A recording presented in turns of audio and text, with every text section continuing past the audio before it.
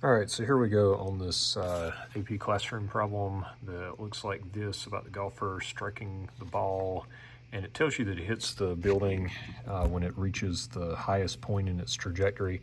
So basically what they're telling you is when it actually smacks into the wall there, that the vertical velocity, I'll call that VYF, equals 0 meters per second. That's probably going to be important here.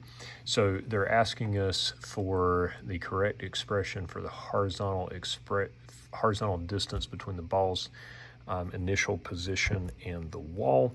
So we're going to kind of have to think about, for the x direction for this motion,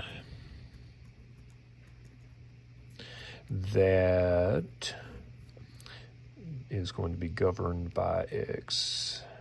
F equals xi plus vt. And that probably means we're going to need an expression to plug in for t here to figure out the horizontal distance that it's going to go. So we're basically solving this expression for xf.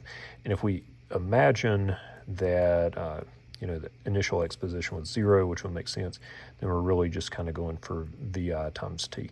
Now, VI is going to be easy because that's the horizontal velocity of the initial launch here. So what's going to happen here is that is V 0, let's say this, Vx equals V0 cosine of theta.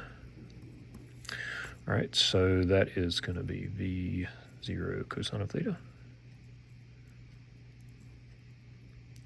And then we got to find an expression to put in here for t. So we got to figure out what the value of t is. So then we'll do our y direction equation. So that'll be, I think the one that's going to be applicable here is, since they tell us the final y velocity, I think this is going to be it. So Vf equals Vi plus At. And let's see, so we know Vf is 0, Vi is V sub 0, that's the vertical component. So that's going to be V0 times sine of theta.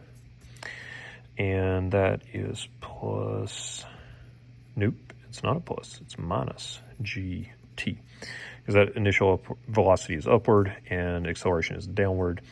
Then you can rearrange this. Maybe we'll just move the gt over to the other side, equals VO sine theta. And then we're going to divide